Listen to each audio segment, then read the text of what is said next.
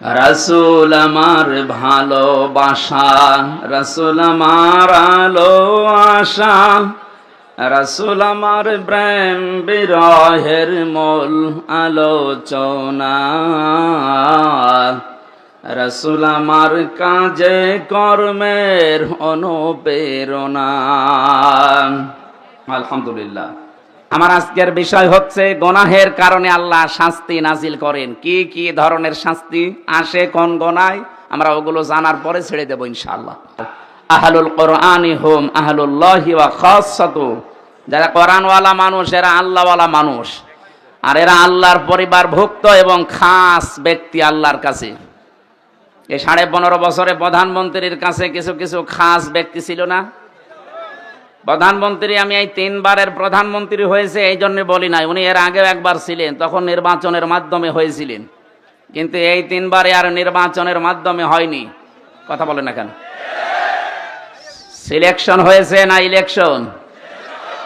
Selection যেটা হয় এটা ভোট চোর বলে না? এই জন্য এই 3 বারের জন্য আমরা ওনার প্রধানমন্ত্রী বলি না আর বলবো না। আর আমরা জানি এই 3 বারে, বিশেষ করে 8 সাল থেকে 24 সাল পর্যন্ত যারা নির্বাচন করেছেন, যেহেতু এটা নির্বাচন হয়নি, এটা চুরি হয়েছে, এই জন্য সাবেক এমপিও আপনি লিখতে পারবেন না। এখানে যিনি ছিলেন মারা গেছে, কয়বারের এমপি উনি? ওনারে বলা যায় উনি সাবেক এমপি, এটা বলা যাবে, কারণ এই 3 বারের বাইরে যারা তারা এমপি, এটা বলা যায়, কিন্তু এই 3 বারে এরা চোর। সাবেক চোর বলা যাবে, কারণ চোর আবার 2 প্রকার, একটা হচ্ছে সিসকে চোর আর একটা জাজরেল চোর। এই যে যারা মুরগি চুরি করে, মানুষের পকেট চুরি করে, এগুলো কি সিসকে চোর। আর যাদের বেগম পাড়ায় বাড়ি আছে, সাহেব পাড়ায় বাড়ি আছে, সাহেব পাড়ার বাড়ি আমি দেখে এসেছি মালয়েশিয়া, বেগম পাড়ার বাড়ি দেখতে কয়েকদিন পরে যাব ইন্ডিয়া কি কানাডায়। এরপরে যারা সুইস ব্যাংকে টাকা রাখে, দাদাদের কাকাদের কাছে যারা জিনিসপত্র পাঠায়, তাহলে এই সমস্ত চোরগুলো যারা, এদেরকে এমপি বললে এমপি শব্দের অবমাননা হয়, কারণ আপনি তো এমপি না, আপনি এটা সাবেক এমপি লেখেন কোন কারণে? আপনি এদেশের ঘোড়াকেও যদি জিজ্ঞাসা করেন যে 15.5 বছরে কি নির্বাচন হয়েছে, ঘোড়াও হাসবে, রে কি বলে একটা কথা বললেন। অথচ 8-10 দিন আমরা লক্ষ্য করছি যারা 2 বোন একসাথে পালিয়েছে, ওনারা কিন্তু বিভিন্ন মোড়লদের কাছে এখন ধর্ণা দিচ্ছে যে আমরা নির্বাচিত ছিলাম, আমাদেরকে উৎখাত করা হয়েছে। এটা ডাহা মিথ্যা কথা। একটা হাসি মানুষ এরকম মিথ্যা কথা বলতে পারে? তো সারা জীবনই মিথ্যা বলছে, হাসি কি আর পাজি কি। তারপরও আমরা যারা হাসি আছি আমাদের গায়ে লাগে, তো এই কারণে কষ্ট লাগে। মানুষ ওনারে পাঁচি বলে ডাকে, শেষে এটা আমাদের অসে পড়ে, এই যে হাসি, এই যে এটা হাসি, হাসি না? এই জন্য আমরা চাই যেন হাসি ছাড়া এটা মিথ্যা কথা বলেন না। তামাম দুনিয়া আপনার কথা মানুষ জানে, আপনি নিজেই ফোন করেন এক একজনের কাছে, নিজেই রেকর্ড করেন, নিজেই এডিটিং করেন, নিজেই ফাঁস করে দেন, মানুষের ভেতরে আন্দাজে ভয় ঢোকাতে। ফেসবুকের কোনো কথা বিশ্বাস করবেন না। বাংলাদেশের ঝিনাইদহ জেলার শৈলকুপায় মনে হয় স্যারের বাড়ি, সাজ্জাদ হোসেন, এই যে ডিএমপি কমিশনার হয়েছে। কালকে যেখানে ছিলাম, এই যে পাশে সাউদিয়া, ওখানকার একজন এসপি আছে জাহাঙ্গীর আলম, উনি এখন এই যে মৌলভীবাজার জেলা বললাম, ওখানকার এসপি। এই বৈষম্যের শিকার হয়ে এতদিন বাইরে ছিল, আল্লাহ এখন দায়িত্ব তারে দিয়েছেন। উনি আমাকে বলছিল যে হামজা ভাই, আপনি সারা দেশে কথা বললে এই কথাটা মানুষকে জানাবেন যে এই যে যারা ফেসবুকের কথা শুনে গুজবে কান দিয়ে উস্কানিতে পা দিচ্ছে, এরা যেন এটা বন্ধ করে। কিচ্ছু হয়নি, এদেশে সব ঠিক আছে। ষড়যন্ত্র তারা করছে, এদের ষড়যন্ত্র বন্ধ হয়ে যাবে। কেন বন্ধ হবে বলেন তো? ভালো করে খেয়াল করে আমি মিলিয়েছি। কোরআনে কারীম সূরা নমল 19 নাম্বার পারার 20 নাম্বার পৃষ্ঠার 6 নাম্বার লাইনের 50 নাম্বার আয়াতে আছে। এটা তাফসীরে হাক্কানিতে পাবেন। আল্লাহ পাক বলেন, ওয়া মাকারু মাকারাও ওয়া মাকারনা মাকারাও ওয়া হুম লা ইয়াশউরুন। খুব খেয়াল করে শব্দগুলো মিলাবেন। আল্লাহ বলেন ওরা ষড়যন্ত্র করেছিল, মাকরন মাজদার দিয়েছেন। নবী আপনি জানেন এদের ষড়যন্ত্র কেমন। অকদ মাকারু মাকরহুম ওয়া ইনদাল্লাহি মাকরুহুম ওয়াইন কানা মাকরুহুম লিতাজুলা মিনহুল জিবাল। সূরা ইব্রাহিমের ভেতরে আল্লাহ আয়াতগুলো দিয়ে জানিয়েছেন, হে নবী, ওদের ষড়যন্ত্র এমন কঠিন এবং ভয়ঙ্কর ছিল, এত মজবুত ষড়যন্ত্র ওরা করেছিল যে পাহাড় পর্যন্ত তার জায়গা ছেড়ে দিয়ে চলে যাবে। শব্দের অর্থ খেয়াল করেছেন, কত ভয়ঙ্কর শব্দ আল্লাহ দিয়েছেন, যে পাহাড় পর্যন্ত ওদের ষড়যন্ত্রের কারণে নিজের জায়গা ছেড়ে দিয়ে চলে যাবে। অথচ পাহাড় বুঝি না আমরা। আল্লাহ পাক বলেন, ওয়া ইলালে জিবালি কাইফা নুসিবাত।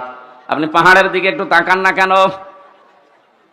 এ পাহাড়কে আমি জমিনের ভেতরে ব্রেক করে গেঁথে দিয়েছি, পেরেক স্বরূপ, এটা গজাল পেরেক। এই যে এই কাঠের উপরে ব্রেক মারা আছে, এই যে ব্রেক দেখা যাচ্ছে, এই ব্রেকের মাথাটুকু শুধু দেখা যায়, ভেতরে যা আছে এ উপরের এই মাথার চাইতে কি কম না বেশি? বেশি মানে 20 ভাগ বেশি। ভেতরে কাঠের ভেতরে যদি 20 ভাগ প্রবেশ করে, উপরে হয়তো 1 ভাগ একটু একটু সামনে যে ভেসে আছে মাত্র 1 ভাগ, 19 ভাগ নিচে গেড়ে গেছে। আল্লাহ পাক বলেন, জমিনে আমি পাহাড়গুলো ঠিক এভাবেই লাগিয়ে দিয়েছি যেমন নড়াচড়া না করে। তার মানে পাহাড় আমরা দেখতে পাই, যেটা কয়েকদিন আগে পঞ্চগড়ে থেকে তাকালাম হিমালয়ের দিকে, 36,000 ফিট। এটার জন্য মাটির উপরে থাকে। সৌদি আরবে এমন এমন পাহাড় যেখানে নবীজি লুকিয়েছিলেন, ওটা 3.5 ঘন্টা সময় লেগেছিল আমার এই 16 সালে। তাও তো তখন আর একটু শক্তি ছিল। আরে রমজানে আমি এবার গিয়ে একা একা ওই সময় উঠেছিলাম, এখানে কোরআনে কারিম নাজিল হয়, ওই সময় লেগেছিল 1 ঘন্টা 5 মিনিট। এত বড় বড় পাহাড় যেখানে উপরে, তাহলে নিচের চাইতে যদি 20 ভাগ বেশি গেড়ে দেওয়া থাকে, তো পাহাড় নিচে আছে কত? এই পাহাড় পর্যন্ত নড়ে যাবে, টলে যাবে, নিজের জায়গা ছেড়ে চলে যাবে, এমন ষড়যন্ত্র করেছিল কাফেররা। 1500 বছর আগে মুহাম্মদুর রাসূলুল্লাহর সময় আবু জেহেল 14টা ষড়যন্ত্র করেছিল নবীর বিরুদ্ধে। এটা সিরাত ইবনে হিশামের ভেতরে পাবেন। আর এই 15.5 বছরে যারা 2 জন পালিয়েছে, ওনাদের ষড়যন্ত্র আমি হিসাব করে পেয়েছি 15টা। তাহলে আবু জেহেলের চাইতে 1 কাঠি উপরে। ফেরাউনের জীবনী পড়েছিলাম, ওই সময় সে 6 জন জাদুকরকে হত্যা করেছিল। কেউ লিখেছে 7 জন। 7 জন জাদুকর হযরত মুসা আলাইহিস সালামের প্রতি ঈমান আনার কারণে তাদেরকে সে হত্যা করেছিল। হত্যা বলতে তার প্রথমে 1 হাত কেটেছে, 1 পা কেটে দিয়েছে। কথা বলতেছেন? ভালো করে বুঝে। 1500 বছর আগে না, এটা আবার হাজার হাজার বছর আগের কথা। আল্লাহর উপরে ঈমান আনার কারণে, হযরত মুসা আলাইহিস সালামের প্রতি ঈমান আনার কারণে ওই জামানার ফেরাউন যে ছিল, এই জাদুকরদের 6 থেকে 7 জনের বিপরীত অঙ্গ কেটে দিয়েছিল, বিকলাঙ্গ করে দিয়েছিল। অথচ আমরা দেখলাম এই 24 সালের 5 আগস্টের আগ পর্যন্ত যারা দায়িত্বে ছিল, ওরা 7 জন না, প্রায় 2780 জন মানুষের হাত, পা, চোখ, অন্ডকোষ কেটে ফেলা লেগেছে। আপনি একটু খেয়াল করে দেখেন, সারা দেশে সরকারি জরিপ বলছে এটা 2732 জন মানুষ মারা গেছে আন্দোলনে, আর 2780 জন মানুষ এখন হাসপাতালে এক একটা অঙ্গ হারিয়ে কাঁদতেছে। কেউ হাত হারিয়েছে, কেউ পা হারিয়েছে, কেউ চোখ হারিয়েছে, কেউ অন্ডকোষ হারিয়ে ফেলেছে। আপনি একটু মিলান, ফেরাউন যদি মাত্র 7 জনের বিপরীত হাত আর পা কেটে দিয়ে এই ইতিহাস হয়ে থাকে, ফেরাউনের নাম শুনলেই মানুষ এখন ঘৃণা করে। যাদের কারণে 2780 জন মানুষের অঙ্গ প্রত্যঙ্গ কাটা পড়ে গেল, এরা বিকলাঙ্গ হয়ে গেল, বলেন তো এরা কত বড় ফেরাউন? না, অনেক মানুষ ভাবছে মনে মনে যে যা বলছে সবই তো বিরুদ্ধে। আরে বিরুদ্ধে গেলে আমি কি কোরআন শরীফ বানাবো? যা আছে তাই তো বলছি। কথা বলে না কেন? এই যে 2টা বিষয় সামনে নিয়ে আসলাম, ফেরাউনের মাত্র 7 জন মানুষকে বিকলাঙ্গ করে দিয়ে যদি এত বড় ইতিহাস তৈরি করতে পারে ফেরাউন, এখনো পর্যন্ত মিশরের জাদুঘরে আছে, মানুষ যায় আর ঘৃণা করে, থুতু ছিটায়। কথা বলে না কেন? তাহলে 24 সালের 5 আগস্টের আগ পর্যন্ত যাদের কারণে শুধু 7 জন না, 2780 জন।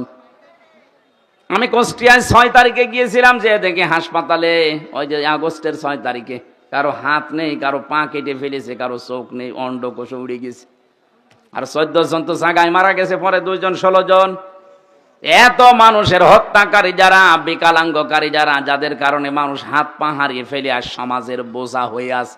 বলেন তো, যার একটা হাত নেই, একটা পা নেই, একটা চোখ নেই, ও তার পরিবারের জন্য বোঝা, তার সমাজের কাছে সে বোঝা, তার এই রাষ্ট্রের কাছে যে সারা জীবন যতদিন বেঁচে আছে বোঝা হয়ে বেঁচে আছে। এই কাজ যারা করে গেল, এরা কিয়ামতের দিন আমার মনে হয় ফেরাউনের সাথেই উঠবে। প্রথম নাম্বারটা কি বললাম? আবু জেহেল মাত্র 14টা কর্মসূচি নিয়েছিল নবীজির বিরুদ্ধে ষড়যন্ত্র করে। এই জন্য আবু জেহেলের নাম আজ পর্যন্ত কেউ রাখেনি এই 1500 বছরে। আমি কত ইতিহাস পড়ে দেখেছি, কেউ ছেলের নাম আবু জেহেল না। হ্যাঁ, জাহাল হক আছে একজন, আবু জেহেল নেই। এত বছর পার হওয়ার পরও যদি এই 14টা ষড়যন্ত্রে ওর নাম কেউ না রাখে, আপনি এই 15.5 বছরে 15টা ষড়যন্ত্র এই দেশের বিরুদ্ধে, মানবতার বিরুদ্ধে, ইসলামের বিরুদ্ধে করেছেন। আজকে আমি একটা শুরু করছি, সেটা হচ্ছে সমকামিতা। এই ষড়যন্ত্র করে জাতিকে আজ ধ্বংস করার একটা পায়তারা এটা। আল্লাহ পাক ওই কথাটা এখানে লূত নবীর জীবনী থেকে নিয়ে এসে আমাদেরকে শোনাচ্ছেন। ভালো করে শোনো। অমাকারু মাকারন ওয়া মাকারনা মাকারন, শব্দ কিন্তু এক, কিন্তু অর্থ দুইটা। আল্লাহ বলেন কাফেররা ষড়যন্ত্র করেছিল আর আমি আল্লাহ করেছিলাম কৌশল, অথচ শব্দ একই। বলে কাফেরদের বেলায় যেটা ষড়যন্ত্র, আল্লাহর বেলায় সেটা কৌশল। এই পৃথিবীতে বাংলাদেশে ইসলাম কায়েমের জন্য আমরা যা করি এটা হচ্ছে জিহাদ, আর ওরা যা করে ওইটার নাম সন্ত্রাস।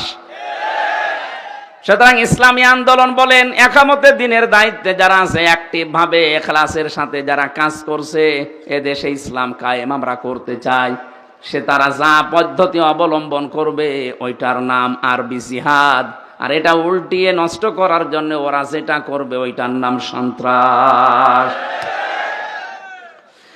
এবার আসেন, আল্লাহ পাক বলেন মাকারনা মাকারন, আমি আল্লাহ নিজে কিন্তু কৌশল করলাম। এখানে ফাইল, কর্তা কে? আর জোরে বলেন। আল্লাহ বলেন আমি নিজে তাদের বিরুদ্ধে কৌশল করলাম। অহুম লা ইয়াশউরুন, তারা টেরও পায়নি। এরপরে আল্লাহ জবাব দিয়েছেন নবীজিকে, ফানজুর কাইফা কানা আকিবাতু মাকরিহিম। হে নবী, একটু নজর করে দেখেন না কেন ষড়যন্ত্র যারাই করেছিল তাদের অবস্থা আমি কি করেছি। আন্না দাম্মারনাহুম ওয়া কওমাহুম আজমাইন। এই আন্না এর ফাইল সরাসরি আল্লাহ, দাম্মারনা এটাও জমা মুতাকাল্লিমের পরে হোম দিয়েছেন। আল্লাহ পাক বলেন আমি নিজে তাদের শিকড় কেটে দিয়েছি এবং তাদের জাতিকে আমি আল্লাহ নিজে ধ্বংস করেছি। কিভাবে ধ্বংস করলাম তার প্রমাণের পরের আয়াতে একটা আছে, এদিকে তাকান। ফাতিলকা বুয়ুতুহুম খাবিয়াতাম বিমা যালামু। আমি এবার আলেমদেরকে বলছি, আরবি গ্রামার অনুযায়ী ফা ব্যবহার করা হয় 19টা অর্থে। এখানে তিলকার আগে আল্লাহ ফা দিয়েছেন। মনে হচ্ছে আল্লাহ পাক নিজের কুদরতি আঙ্গুল দিয়ে নবীজিকে বলছেন, নবী এই সেই ঘর। বাইতুন না দিয়ে বুয়ুত বহু বচন দিয়েছেন, আবার হোম দিয়েছেন।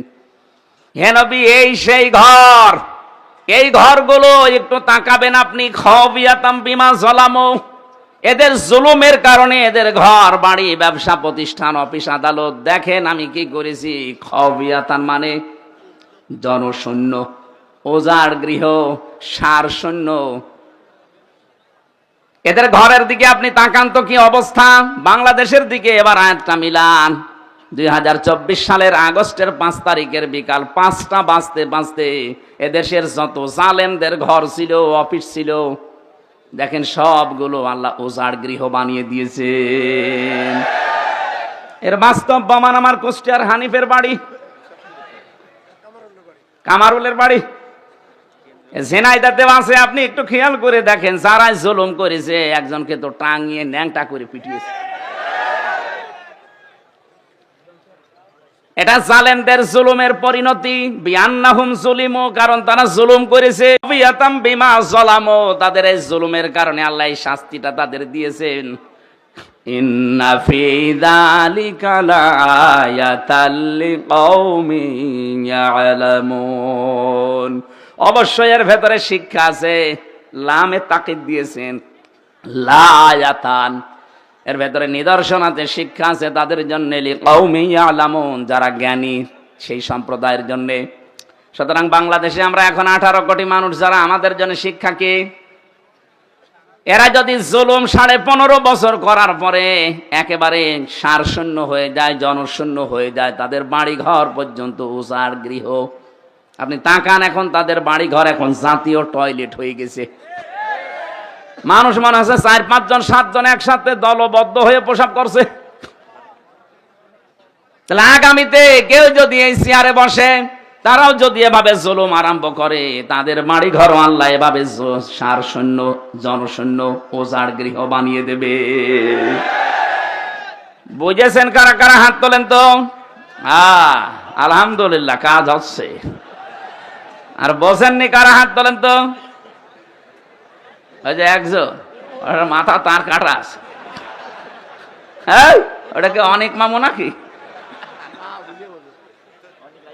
আপনার সে একজন ছিল না, সে মোটা মতো কি আরাফাত নাকি? কই সে কই? ওরা মনে হয় আরাফাত হবে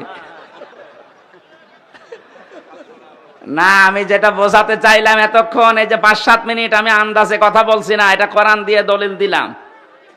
এটা হাজার হাজার বছর আগে লূত নবীর কাহিনী আল্লাহ শুনিয়েছেন এইভাবে। যদি কেউ এরকম আগামী 5 বছর করে চেয়ার পেয়ে, তাদের বাড়ি ঘরও কিন্তু এই হানিফ সাহেবের মতো হবে ইনশাআল্লাহ। এই জন্যে সমকেড়াবেন, সাবধান। আমার ভাইরা, যে কথা তোলার জন্য পর্যন্ত এসেছিলাম, কোরআনে কারীম যারা শুনতে এসেছি, এই পৃথিবীর শ্রেষ্ঠ নিয়ামতের ভেতরে এইটা একটা। আল্লাহ পাক বলেন, আমার পক্ষ থেকে যত নিয়ামত আমি দিয়েছি, সব চাইতে বড় নিয়ামতের নাম 3টা। 1 নম্বরে কোরআনে কারীম, কুল বিফাদলিল্লাহি ওয়া বিরহমাতিহি ফাবিযালিকা ফালিয়াফরাহু হুয়া খায়রুম মিম্মা ইয়াজমাউন।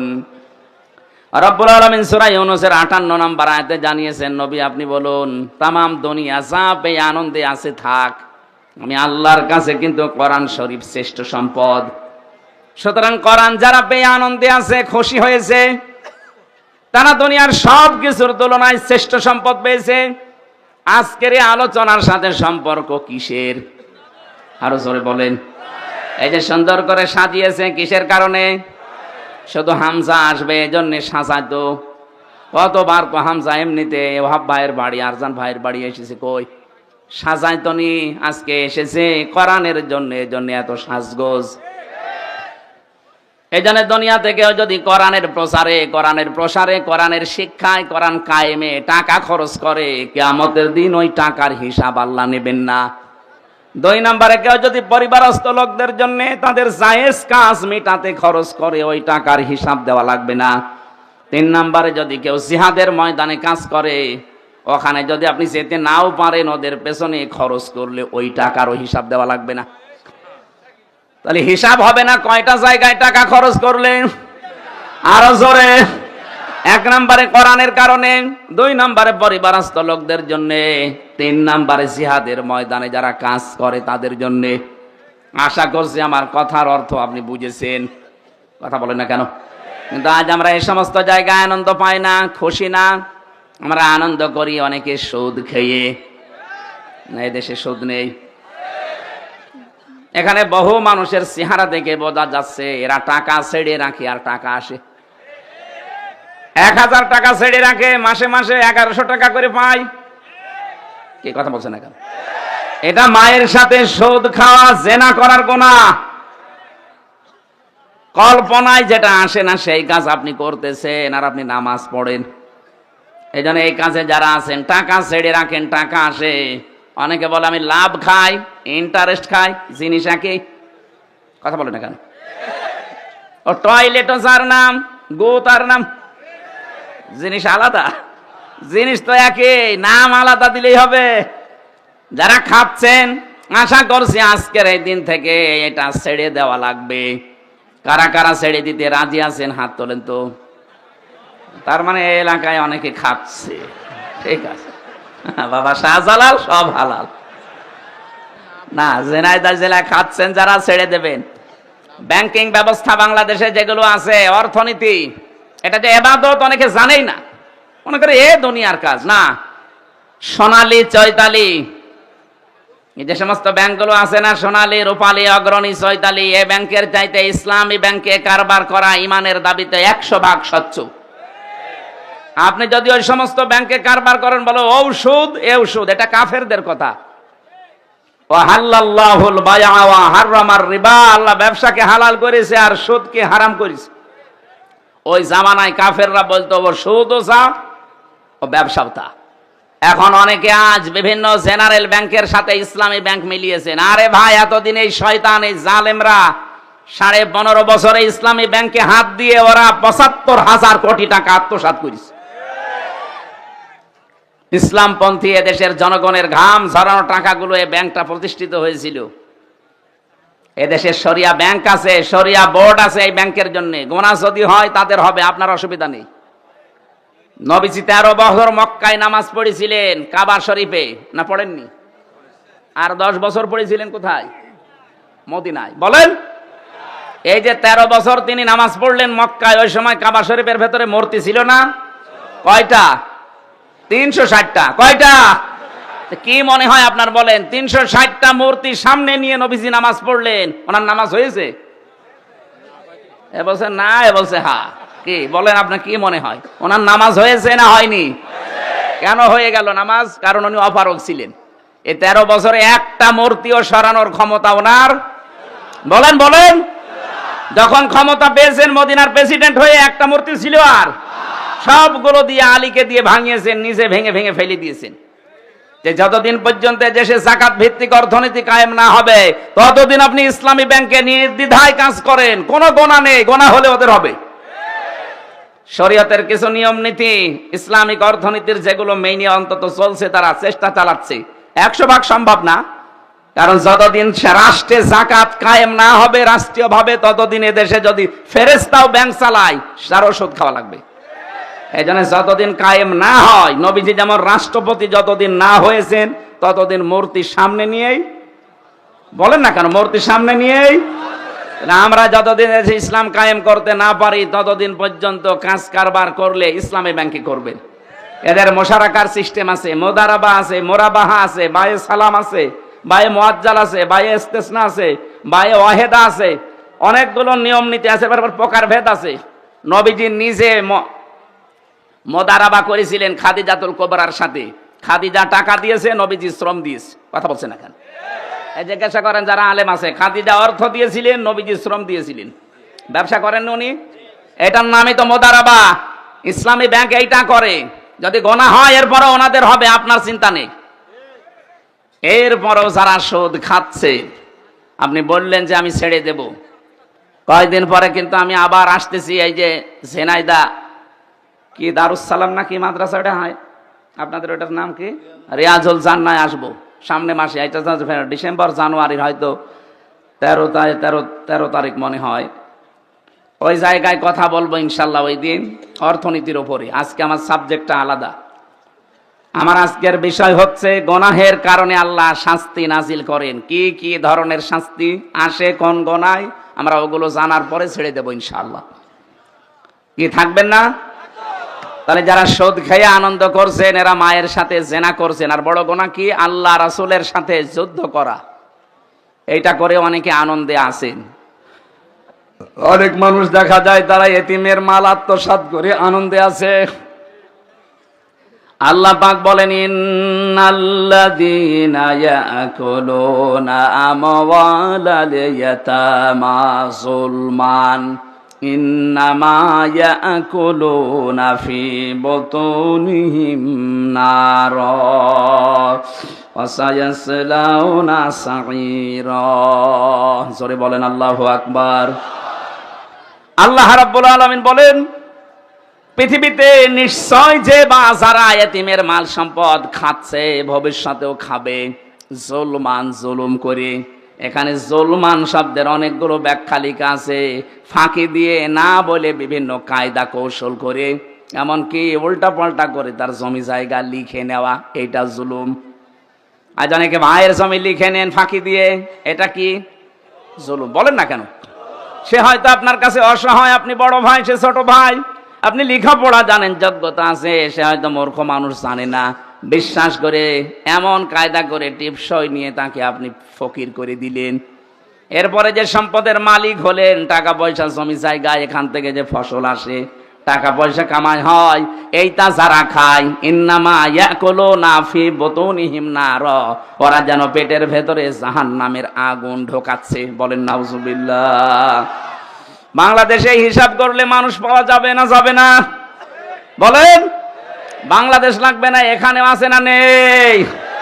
কারা কারা এতিমের মাল এভাবে ভাইয়ের মাল, বোনের মাল, নিজের মেয়ের মালও পর্যন্ত আত্মসাৎ করছেন? যারা শরীক ফাঁকি দেন মানুষের, দুইটা গোনা হবে আপনার। এক নম্বরে আপনার চেহারার উজ্জ্বলতা আল্লাহ নষ্ট করে দেবে। দেখবেন এলাকায় যারা শরীক ফাঁকি দিয়েছে, ওদের চেহারার ভেতরে আল্লাহ নূর তুলে নিয়েছে। এখানেও আছে, আমি চেহারা দেখলেই বলতে পারবো শরীক ফাঁকি দিয়েছে। আপনি দাঁড় করান লাইন দিয়ে, দেখলেই বোঝা যাবে যে হ্যাঁ ও মেরে খায়। কথা বলছে না কেন? দ্বিতীয়টা কঠিন, মরণের সময় আপনার ঈমান নসিব হবে না, আপনি বেঈমান হয়ে মারা যাবেন। আপনি ভাইকে, বোনকে, অন্যকে ফাঁকি দিয়ে বিশাল সম্পদের পাহাড় তৈরি করে গেলেন, কি হবে আপনার এই সম্পদ? বাস্তবতা কি বলে বলেন? আপনি 200 বিঘা জমির মালিক, এদিকে তাকান, 500 বিঘা জমি আপনি তৈরি করে গেলেন, 100 বছর পরে তো আপনার থাকবেন না, নাকি? বলেন বলেন, বিবেক দিয়ে ভাবেন। 200 বছর পরে আপনি আবার দুনিয়ায় আসলেন, 100 বছর পরে মরে গেলেন, 200 বছর পরে আসলেন, মাত্র 300 বছরের ব্যবধানে যদি এই 500 বিঘা জমি আপনার ছেলের ছেলের ছেলে, যারা 3 পুরুষের পরে, এরা ব্যবহার করবে কি? আপনি যদি এসে বলেন যে এগুলো আমি কিনেছিলাম, এ বাড়ি আমার, দাঁত মুখ খুলে ফেলবে। আর কি মারো কে তুমি? তোমার যদি থাকার জায়গা না থাকে, শৈলকুপা বাজার মসজিদের বারান্দায় রাত থেকে ফটো, এখানে আর জায়গা নেই। এটাকে হাসির খোরাকি দিলাম? চিন্তায় তো মাথা নত হয়ে যাওয়ার কথা, যে কি শুনছি, কার জন্য আমি করলাম। আর যারা ঘুষ খায়, কি করছেন আপনি ঘুষ খেয়ে? বিশাল বিশাল ফ্ল্যাটের মালিক হবেন, জমি জায়গা, টাকা পয়সার আপনি সম্পদের পাহাড় তৈরি করে রাখলেন। আপনি মাত্র 200 বছর পরে ফিরে আসেন, এই ফ্ল্যাটে জীবনও আপনাকে আর উঠতে দেবে না।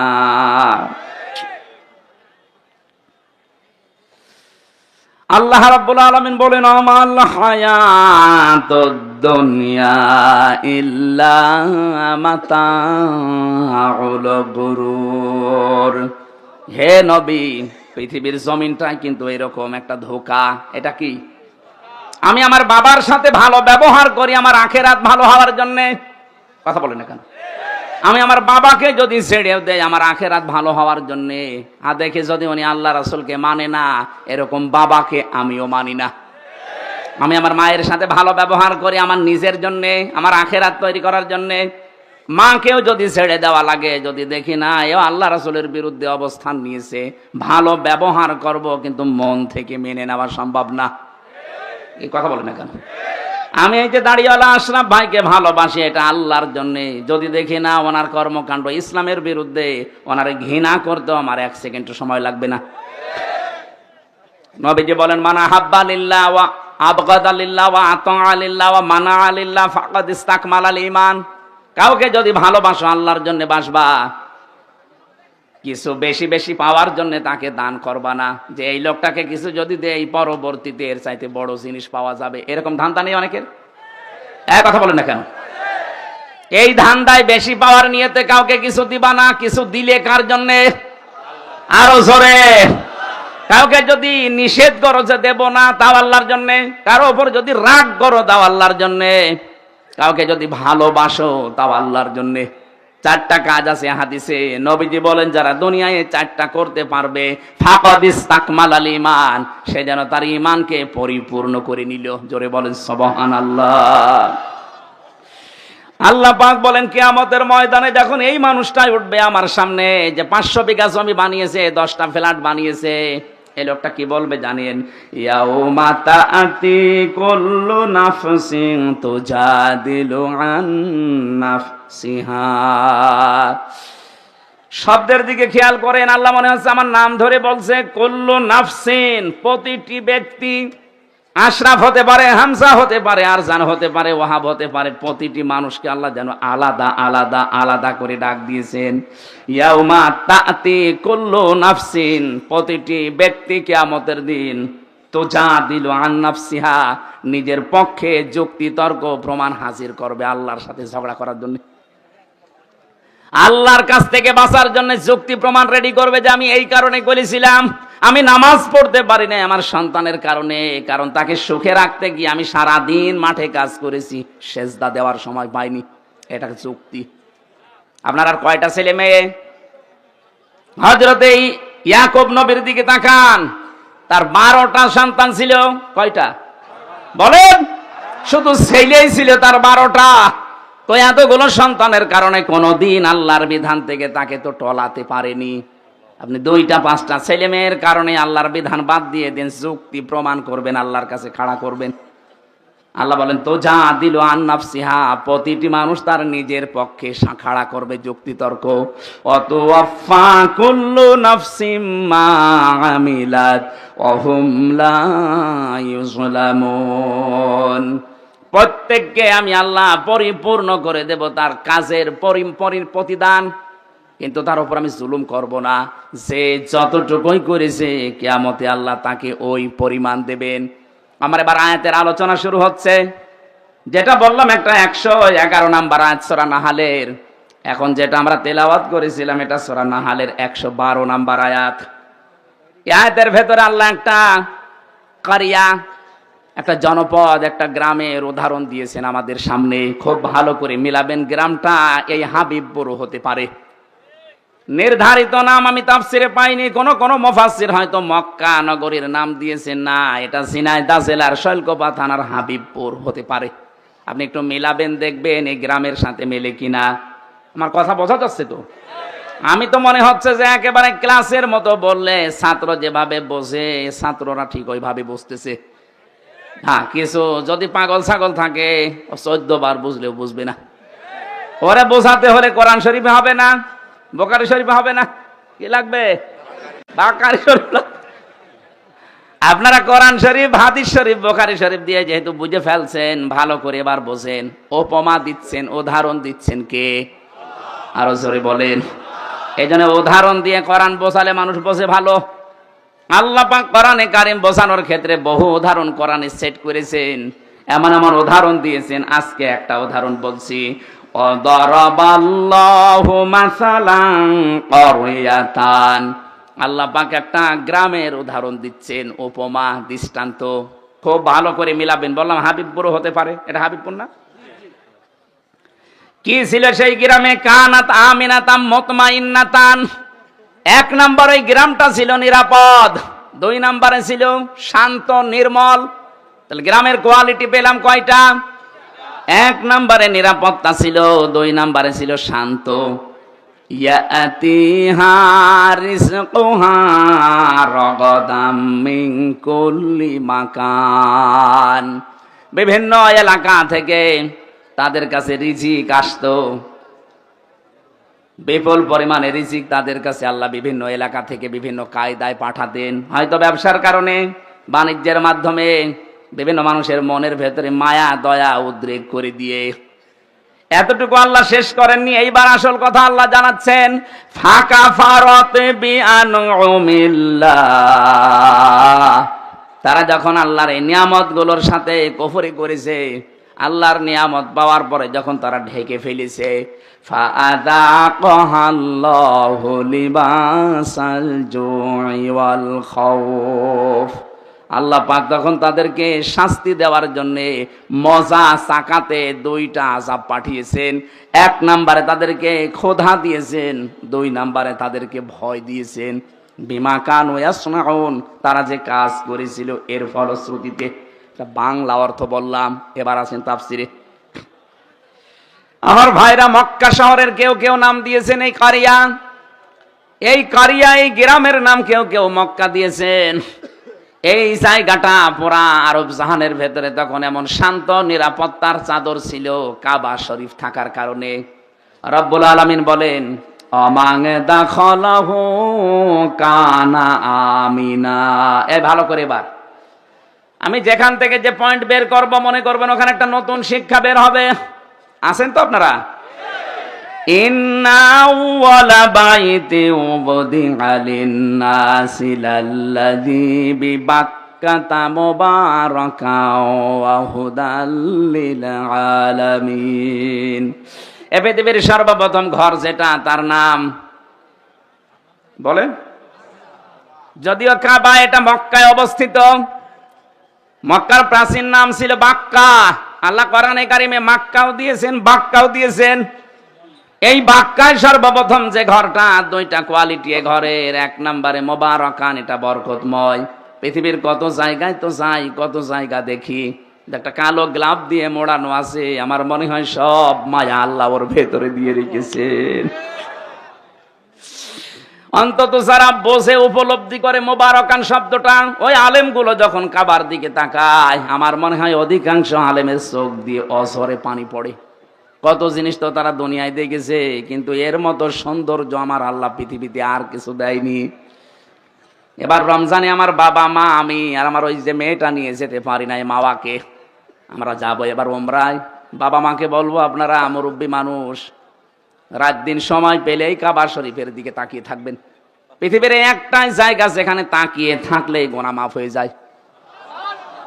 বাড়ি যে কালকে বলবেন সুবহানাল্লাহ। যারা যেতে পারেন না, মনের ভেতরে আফসোস আকাঙ্ক্ষা তৈরি করেন, আল্লাহ রাব্বুল আলামিন মরণের আগে অন্তত কাবা দেখার তৌফিক দিও।